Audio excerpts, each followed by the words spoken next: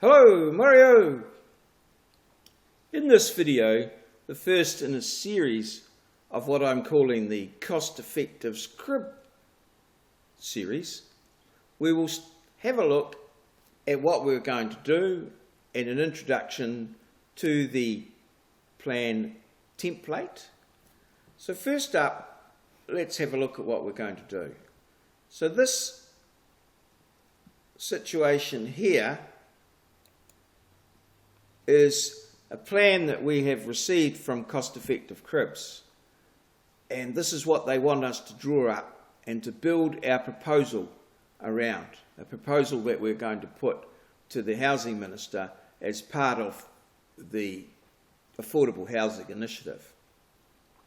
So first up, this plan here is a floor plan, and you can see that it's tagged there with the red writing walls to be 90 millimetres. So previously the plan has been done with a 100 millimetre wall thickness, and we want to change that to 90 millimetres.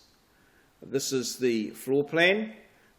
Note that by changing it to 90 millimetres, it's going to change some of the dimensions. I would point out it's very important that you check that you've got your dimensions right and they add up. Some of the dimensions are difficult to read on this plan. It's a digital PDF version. We do not have the original available. So it's important that you check that, for instance, the 700 over here adds up to the sum of the different dimensions that you put here. So we will be looking at this plan and proposing various, what we believe are improvements, so that when this goes forward, it's of a very high standard and we win the day with regards to the proposal. This particular plan is one of 3 sheets. So the second sheet shows the elevations. We won't be drawing all of these elevations, just these 2. So we will be presenting a plan that has 2 sheets. I'll show you a copy of that a little later on. And then finally the third sheet here, we will just be drawing this cross section here of the building, cross section XX, and this flooring detail.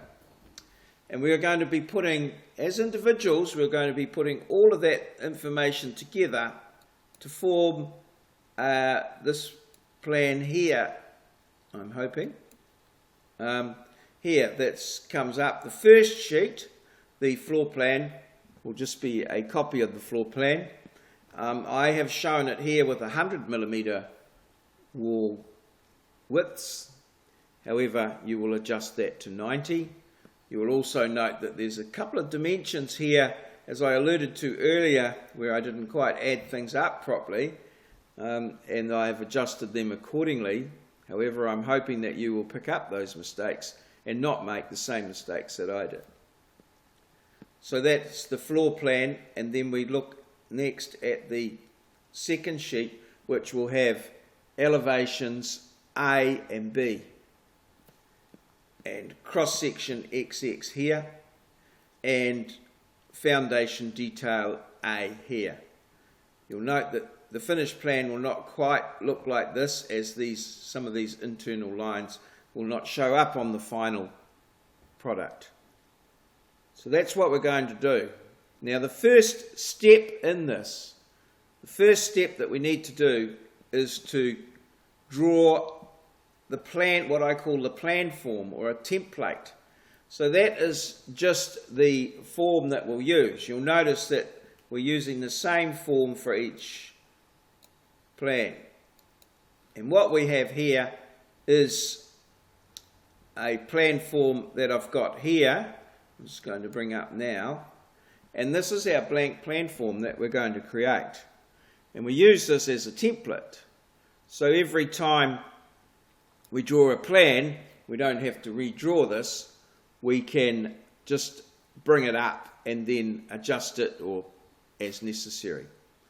And this particular plan here, or the template or whatever, is drawn in what we call paper space, which is the where we publish our things in AutoCAD. The actual drawing of the house is drawn in what we call model space.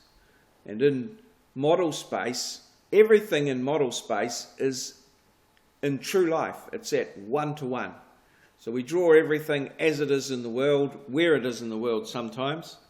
And then when we want to publish it to a particular scale, because obviously we can't produce a plan of a house at the lifelike scale of 1-to-1, so we have to do them at a reduced scale, and that is all done using what we call paper space.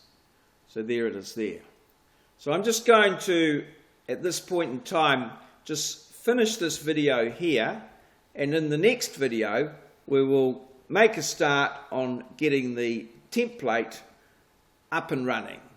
So there you are, just a bit of a heads up on what we're going to try and do and what we're going to achieve. Just going back to our final floor plan, we've got 2 sheets, and we should be looking to produce something like that at the end of our 3 or 4 week stint working on this project.